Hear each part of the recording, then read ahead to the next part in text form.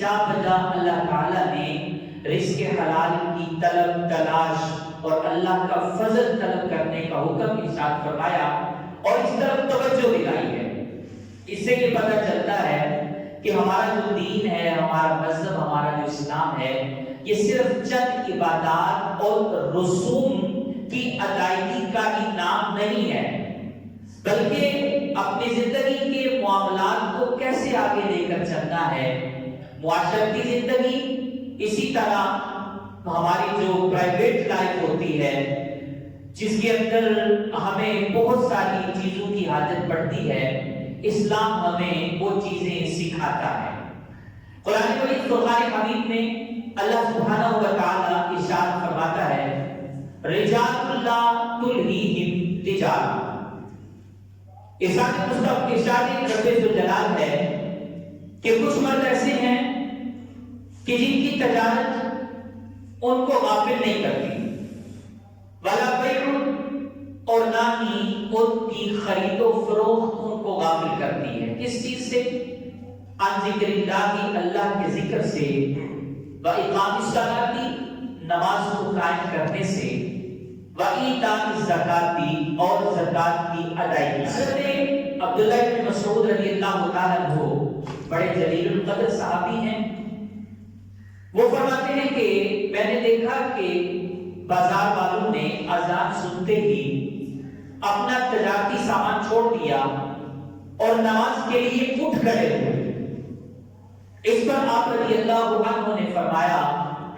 انہی لوگوں کے حق میں اللہ نے اس آیت مبارکہ کو نازل فرمایا کہ یہ وہ لوگ ہیں کہ جن کی تجارت ان کو ذکر خداوندی سے غافل نہیں کرتی، یہ وہ لوگ ہیں کہ جن کا کاروبار، جن کی تجارت ان کو اقامت صلاۃ سے،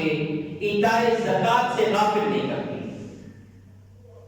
دنیا کے اندر ہزاروں کاروبار کے ذرائع ہیں، اگر تو وہ عین شریعت کے مطابق ہیں تو اسلام کبھی بھی ان کی راہ میں رکاوٹ نہیں بنتا، بلکہ حدیث مبارکہ سنیے، نبی پاک علیہ الصلوۃ والسلام کی مجلس لگی ہوئی ہے، صحابہ کرام علیہ رضوان حضور علیہ الصلوۃ والسلام کے گرد جمع ہیں۔ ایک نوجوان کو دیکھتے ہیں، بڑا ڈیل ڈول والا، بڑا قداور جسم والا، قریب سے گزرتا ہے، نبی پاک صلی اللہ علیہ وسلم کی خدمت میں صحابہ کرام علیہ رضوان عرض کرتے ہیں کہ کاش اس نوجوان کی جوانی، اس کی طاقت اللہ کی راہ میں خرچ ہوتی۔ نبی رحمت شفیع امت صلی اللہ علیہ وسلم نے اس پر ارشاد فرمایا اگر یہ شخص اپنے چھوٹے بچوں کے لیے رزق کی تلاش میں نکلا ہے تو یہ اللہ کے راستے میں ہے، اگر یہ بندہ اپنے بوڑھے والدین کے لیے رزق کی تلاش میں نکلا ہے تو پھر بھی یہ اللہ کے راستے میں ہے، اور اگر یہ خود کو لوگوں کے سامنے ہاتھ پھیلانے سے بچنے کے لیے، خود کو بچانے کے لیے رزق کی تلاش میں نکلا ہے تو پھر بھی یہ اللہ کے راستے میں ہی ہے۔ جستجوئے روزگار کی عظمت دیکھیے کہ انسان اگر ان اغراض کی وجہ سے نکلتا ہے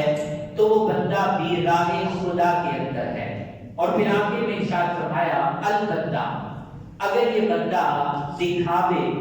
اور فخر کے لیے نکلا ہے، اس کو رزق ملے، اس کو روزگار ملے،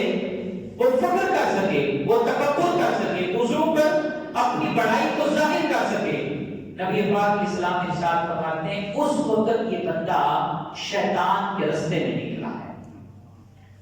مطلب یہ ہے کہ روزی کمانے کا جو مقصد ہے، اسلام نے اس کو پروموٹ کیا ہے۔ وَجَعَلْنَا النَّهَارَ مَعَاشًا، قرآن مجید نے فیصلہ کیا، اللہ تعالیٰ نے دن کو معاش طلب کرنے کے لیے بنایا اور رات کو عبادت کے لیے بنایا۔ اب معاش اس کی طلب کے لیے آدمی سارا دن مارا مارا پھرتا ہے، لیکن پھر بھی اس کو سکون نہیں ہے۔ ان گنت ذرائع ہیں، ان گنت مواقع ہیں جن سے آدمی روزگار تلاش کر سکتا ہے، اپنی دنیا و آخرت کو بہتر بنا سکتا ہے، لیکن اس کے باوجود انسان پریشان ہے، انسان غموں کا شکار ہے، انسان بے روزگار ہے۔ اس کی وجہ کیا ہے؟ اس کی جو مین وجہ سمجھ میں آتی ہے وہ یہ ہے کہ انسان کی نظر صرف سرمایہ کاری پر ہے۔ اس کا مقصد پیسہ ہو چاہے جیسا ہو، یہ اس کا مقصد ہے۔ وہ یہ نہیں دیکھتا کہ اس پیسے سے میرا دین بھی باقی رہ پائے گا یا کہ نہیں، وہ یہ نہیں دیکھتا۔ وہ کہتا ہے بس پیسہ ہو چاہے جیسا ہو۔ اس کے لیے انسان کو اپنی آخرت داؤ پہ لگانی پڑ جائے، انسان پیچھے نہیں ہٹتا، کیونکہ اس نے اپنا مقصد بنایا ہے کہ پیسہ ہو چاہے جیسا ہو، جس طریقے سے بھی آئے۔ تو جب نظر آدمی کی صرف سرمایہ کاری پر ہوگی، اب یہ سرمایہ کس طرح اکٹھا ہو رہا ہے، کیا عوامل ہیں کہ جن کو اختیار کر کے بندے نے یہ مقام حاصل کیا ہے، اس کے اندر انسان فلٹر نہیں لگاتا۔